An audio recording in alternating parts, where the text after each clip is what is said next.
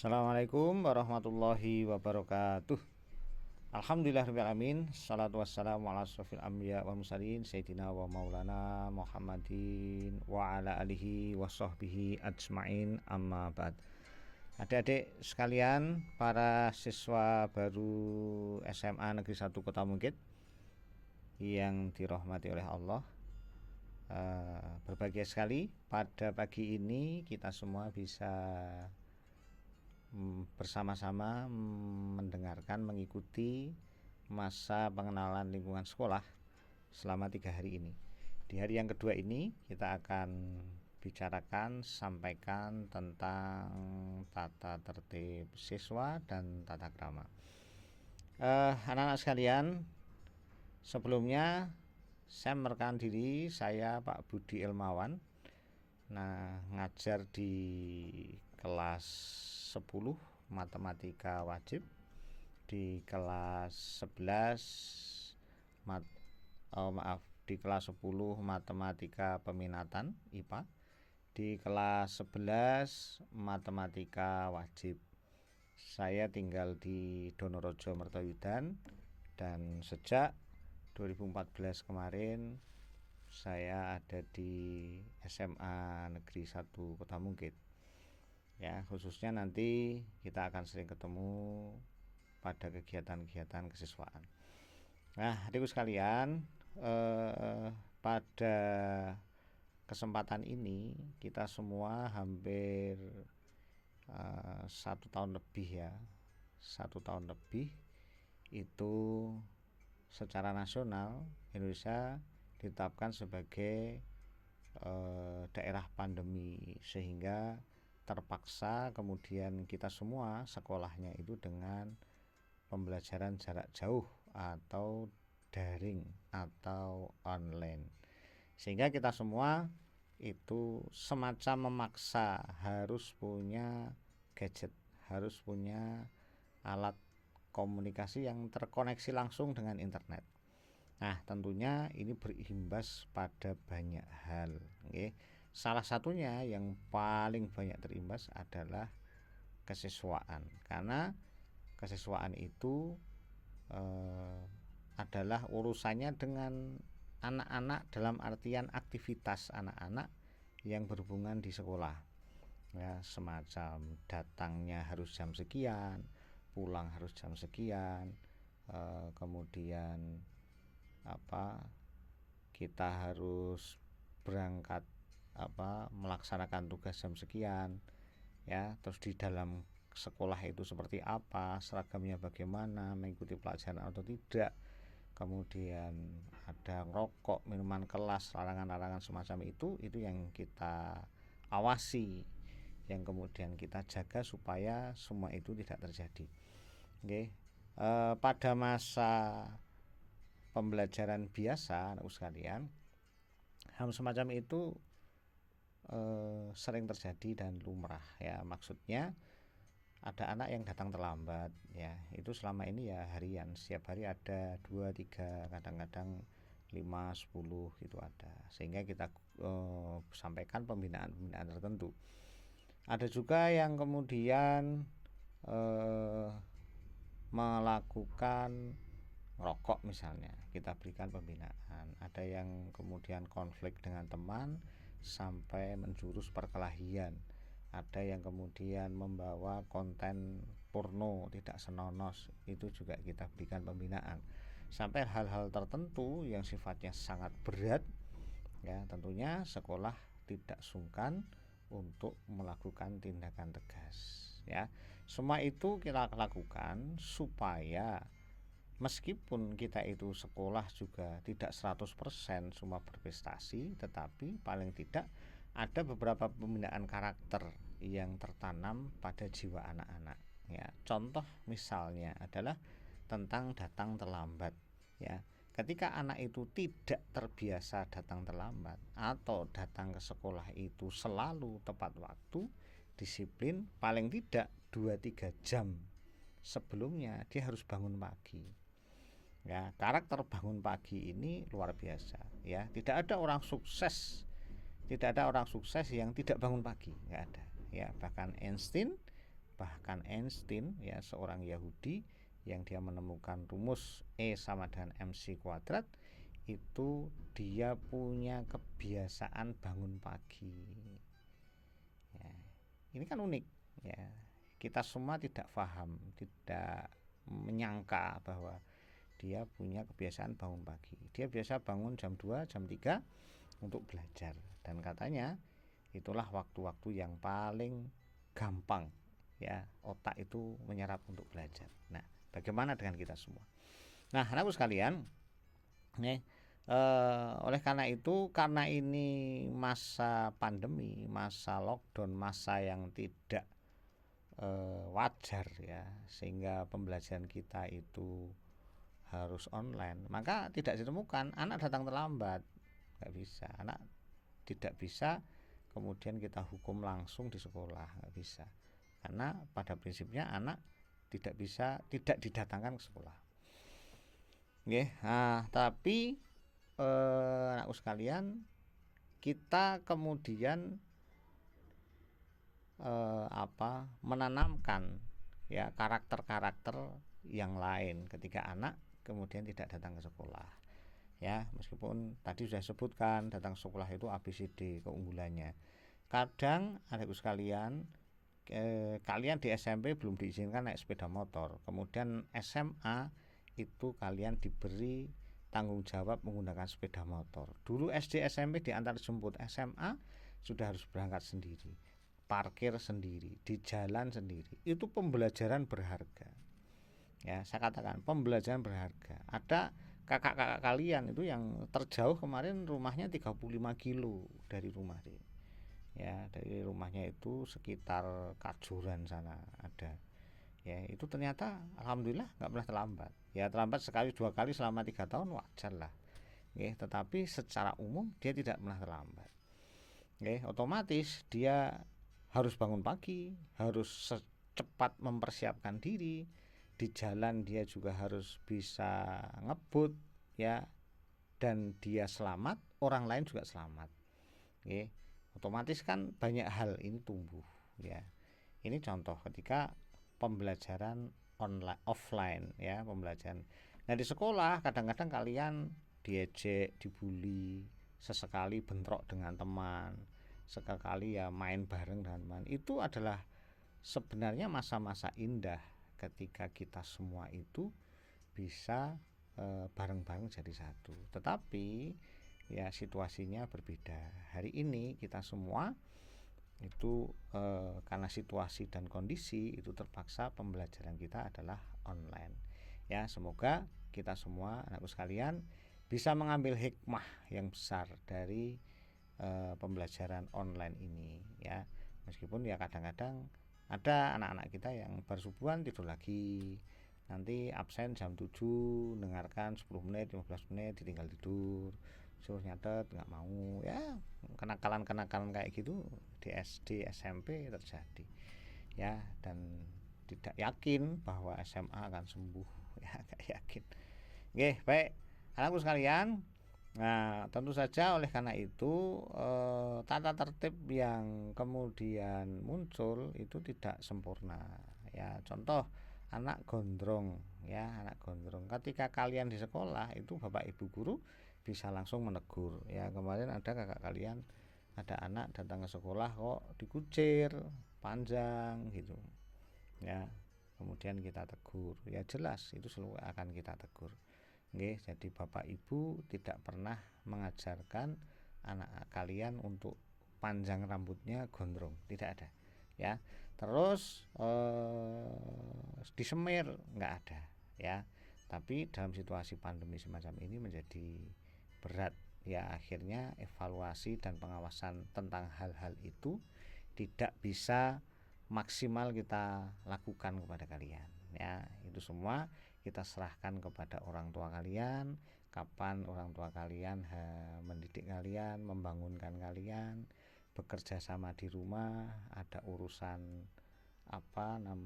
kebersihan rumah, kebersihan dapur, tanggung jawab di rumah, di halaman, di masyarakat, itu semua full tanggung jawab orang tua kalian bersama kalian. Maka anakku sekalian, tolong diperhatikan betul ya, jangan sampai masa pandemi ini kalian gunakan dengan lidah-lidi, tidak maksimal ya.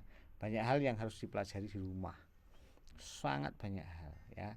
Belajar bersopan santun kepada yang tua, bagaimana bertetangga yang baik ya.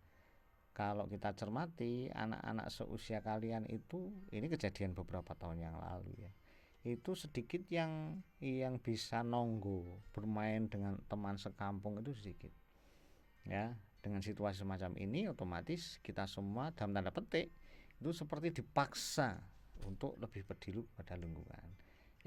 Jangan-jangan tetangga kita ada yang COVID ya. Kalau tetangga ada yang COVID ya, pemerintah melakukan program Joko Tonggo ya. Joko Tonggo itu apa? Bagaimana kemudian kita peduli kepada tetangga kita yang kedapatan positif COVID ya. Kita suplai kebutuhannya, kita bantu keperluannya, sehingga tetangga yang positif COVID itu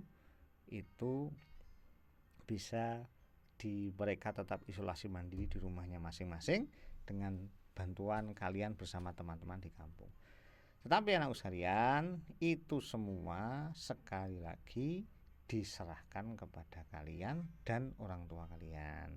Kalau orang tua kalian itu mohon maaf tidak bisa bersosialisasi, tidak bisa dengan bagus memberikan contoh kepada kalian, ya berarti kalian harus belajar tentang itu sendiri.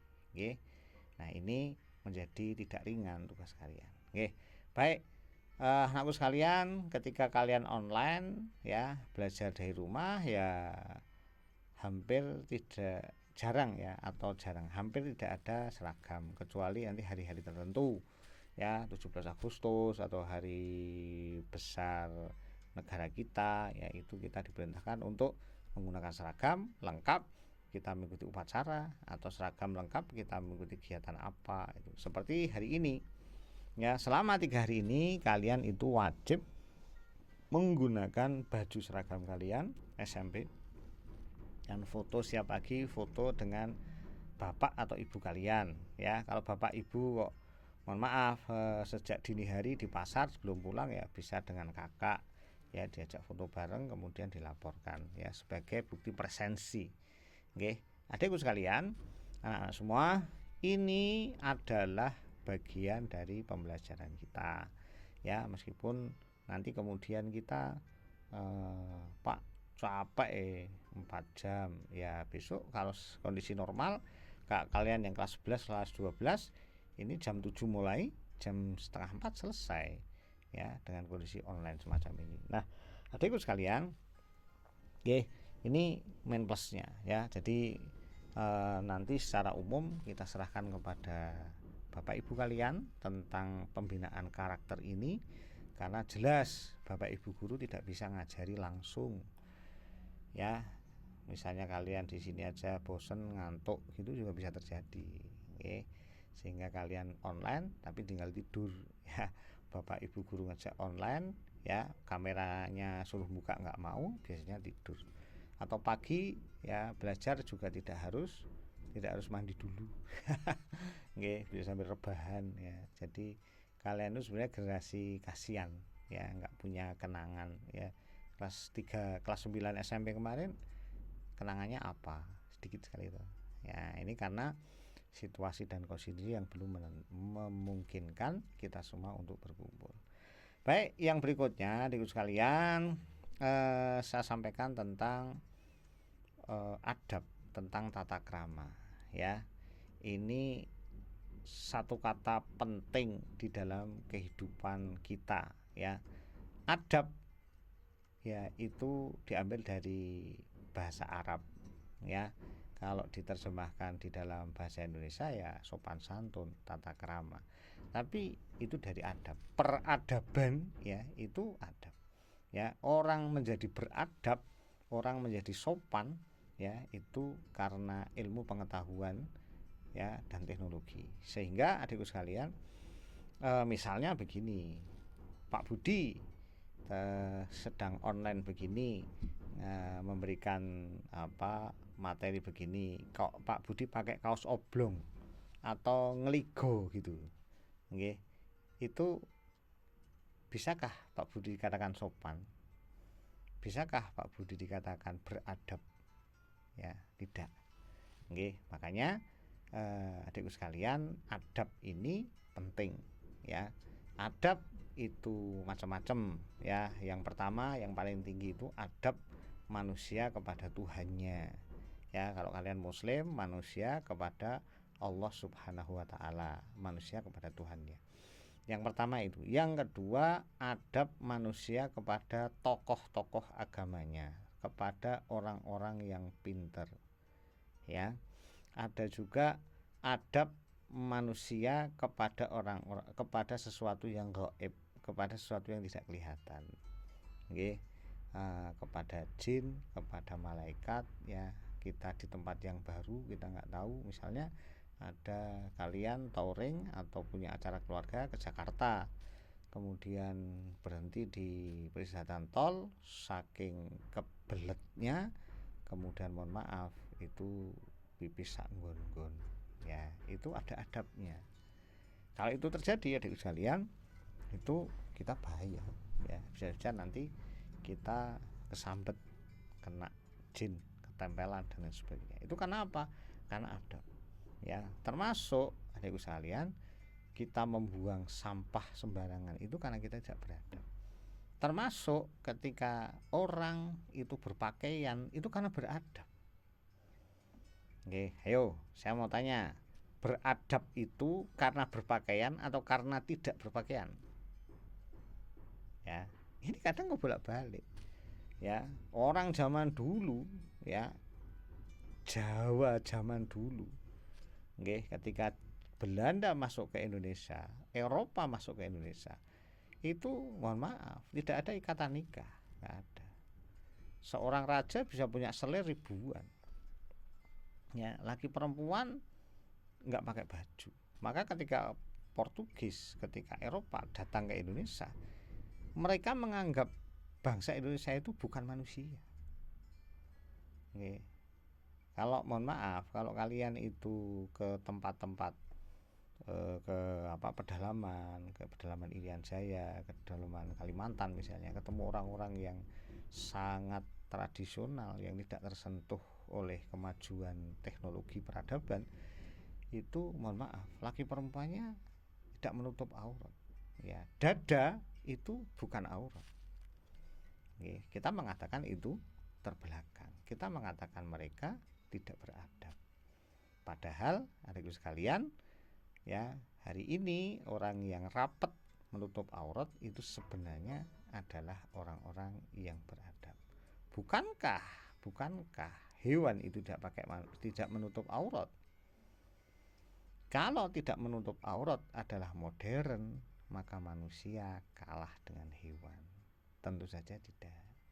Ya, modern itu justru karena dia sempurna menutup aurat. Oke. Baik adikku sekalian. Nah, di dalam adab tata krama ya, itu ada beberapa hal yang penting untuk kita cermati ya. Imam Syafi'i mengatakan laisal adab kadzubab. Orang yang tidak punya adab itu seperti lalat. Adanya itu merugikan, tidak adanya itu membuat kita senang. Kita makan nih di warung, kok ono laler, nggak suka kita. Jijik ono laler, gitu, nggak suka. Tapi kalau tidak ada lalat, bersih, kita nyaman. Laisal adab. Nah, teman-teman kita atau kita itu kalau ada misalnya A, kalau ada A itu teman-teman yang lain gimana? Oh, suka. Oh, berarti dia adalah anak yang punya adab. Oh, tidak suka. Kenapa? Karena keberadaannya merugikan. Berarti keberadaan dia itu seperti lalat. Ya, ini prinsip dasar yang disampaikan oleh Imam Syafi'i. Maka penting bagi kita itu untuk mencermati beberapa hal di bawah ini yang saya ambilkan dari kitab ta'alim muta'alim, ya, itu adalah kunci kesuksesan guru dengan muridnya, murid dengan gurunya. Yang pertama adalah cerdas. Cerdas itu bukan IP-nya bagus, bukan nilainya bagus, bukan. Yang disebut cerdas, ya, itu adalah menggunakan potensi dirinya untuk mendekatkan diri kepada Allah. Contoh sederhana. Kalian mau naik gunung, ya, naik gunung mau ngapain gitu. Naik gunung itu untuk melihat pemandangan, merasakan kebesaran Allah Subhanahu wa ta'ala. Maka kalau niatnya itu, setiap langkahnya bernilai ibadah, ya. Tetapi kalau kalian naik gunung, motivasinya adalah pacaran, berdua dengan pacar, maka setiap langkahnya adalah kemaksiatan. Naudzubillahi min dzalik. Ya. Jadi sama adikku sekalian, kalian itu beli kuota untuk belajar, untuk mengikuti pelajaran online, daring, itu untuk motivasinya apa? Nggih, apakah sekedar sah ben sebagai siswa, ataukah kalian hanya sekedar ben bapak ibu ngisi HP kalian dan kalian bisa menggunakan untuk main game online? Ya, ini beda, ya. Maka Kanjeng Nabi Muhammad menyampaikan, ya, innamal a'malu binniyat, semua itu tergantung kepada niatnya. Nggih, kalian itu ketoke belajar ning kok niate mung golek pulsa ben ko bengi iso main game online, ya wis selesai. Kalian tidak ada maknanya. Kalian sekolah 3 tahun di SMA Kota Mungkit, 3 tahun di SMP mana, itu tidak bermakna, kecuali kalian adalah kaum rebahan yang sebenarnya menyedihkan. Naudzubillah. Nggih, yang pertama adalah cerdas. Cerdas itu menjadikan semuanya itu untuk mendekatkan diri kepada Allah. Yang kedua, waktunya lama. Karena waktunya lama, orang yang menginginkan untuk sukses itu dia harus bersabar, ya, harus menuntut ilmu bersabar. Yang ketiga, ya, kalau yang kedua itu sabar karena waktunya lama, yang ketiga sabar karena menderita. Nggih, karena semua anakku sekalian, semua pelajar itu enggak suka, maksudnya menderita, nggih, menderita. Ya, beda dengan kalau yang sudah bekerja gitu, ya, punya hasil, dia punya duit. Tapi ketika sudah tidak sekolah, tidak belajar, maka tanggung jawabnya berbeda. Ya, dia harus sabar menderita. Seperti kalian hari ini sabar melihat video, kemudian mencatat, meringkas, kemudian mengumpulkan, ya, membandingkan catatan-catatan. Ada hal yang tidak tahu ditanyakan, di browsing di Google, dimanapun, gitu. Ya, itu sabar menderita. Ya, cuman kalau sekarang menderitanya tidak seperti zaman dulu, tidak seperti zaman kecilnya Pak Budi, bapak-bapak kalian begitu. Yang berikutnya adalah biaya, ya. Orang yang belajar itu dia akan mengeluarkan biaya yang besar. Itu di mana saja, ya, adikku. Maka jadikan uang saku kalian itu dengan berhemat, ya, gunakan untuk sesuatu yang sangat penting saja. Jangan perbanyak makan, ya. Imam Syafi'i itu mengajarkan makan itu dari mana? Dari uang sisa beli buku. Beli buku dulu, sisanya baru makan. Ya, kalau sekarang ya mungkin beli kuota dulu. Untuk apa? Untuk browsing ilmu yang bermanfaat, bukan yang lainnya. Terus sisanya untuk makan. Ya, cuman ya kuota kan tidak mahal-mahal sekali. Untuk kalian juga 100.000 cukup lah. Ya, artinya kalau sehari 10.000 kali 25 hari 250.000, yang 100.000 untuk beli kuota itu sudah 100.000 bagi kalian sudah overdosis. Ya, saya itu nggak sampai 100.000 per bulan. Oke, biaya. Yang kelima itu membersamai guru. Ini penting. Yang sekarang ini hilang. Ya, kalau di sekalian sekolah itu kalian bisa berinteraksi dengan guru-guru. Ya, bagaimana Pak Budi sholat di masjid, bagaimana Pak Budi berjalan, bagaimana Pak Budi berbicara, bagaimana Pak Budi menangani anak yang nakal. Kalian semua bisa belajar, ya. Demikian juga guru-guru yang lain. Kalian tinggal mengambil akhlak mereka, para guru ini, yang baik-baik yang mana diambil. Ya, kalau itu kalian lakukan, kalian akan menjadi orang yang memiliki tata krama yang tinggi. Yang keenam adalah ambisi kalian. Kalian harus punya ambisi yang kuat. Gagal sidik ya baleni, gagal sidik baleni, ya. Ingat adikku sekalian, ada tokoh besar penemu bola lampu, ya. Siapa penemu bola lampu? Thomas Alva Edison, ya. Thomas Alva Edison ini dia menemukan bola lampu. Kalian tahu nggak berapa kali Thomas Alva Edison itu melakukan eksperimen untuk menemukan bola lampu? Ya, berapa? 100 kali? 500 kali? 1000? Enggak, ternyata tidak. Thomas Alva Edison melakukan percobaan itu sampai 9.999 kali percobaan untuk menemukan bola lampu. Ya. Percobaan ke 10.000 lah dia sukses. Itu saja bola lampu hanya menyala 3 menit. Ya, sangat pendek. Ya, kalau sekarang kan bola lampu bisa 6 bulan, 1 tahun gitu. Ya, itu hidup, tapi pertama kali ditemukan itu hanya menyala 3 menit. Nah, adikku sekalian, apa message-nya dari kejadian ini? Adalah ambisi, deh. Kalau kalian itu pengen menjadi orang yang sukses, ya, jangan terlalu dipedulikan godaan-godaan di sekitar kita. Mungkin kita sakit, mungkin kita malas, mungkin kita diajak dolan, ya, mungkin kerjaan lagi banyak, atau kadang-kadang ibu sakit, bapak sakit gitu.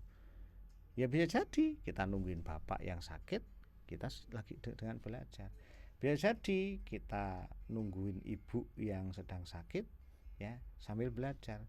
Bisa jadi karena ibu sakit gak bisa masak, kalian harus belajar, HP-nya dibawa ke dapur, online, berbunyi, kalian sambil masak. Bisa jadi kalian harus menyetrikakan baju bapak karena bapak masuk jam 8 misalnya, kalian harus online jam 7, sementara kalian di rumah. Ya sudah, bapak siap-siap mandi, kalian jam 7 4 kalian sambil setrika, ya, setrika, nyetrika baju bapak, nggak apa-apa, ya. Jangan kemudian merasa menjadi orang yang paling tidak enak di dunia, jangan, ya. Di luar sana itu banyak anak-anak yang lebih buruk keadaannya dari kalian, ya. Maka milikilah ambisi yang kuat, ya. Semangatlah untuk menuntut ilmu, untuk menjadi yang terbaik. Yang terakhir, yang ketujuh adalah mintakan doa keridhaan dari orang tua. Ini yang paling penting, ya. Dewa sekalian, orang tua itu ridhonya bagaimana, ya, itu dituruti, ya, itu diajarkan, dicermati. Jangan sampai kemudian kita semua adik sekalian itu melawan, ya, keinginan dari orang tua sehingga orang tua itu tidak ridho kepada kita. Naudzubillahi min dzalik. Ya, sebenarnya cukup bagi kita ketika kita mendapatkan keridhaan orang tua.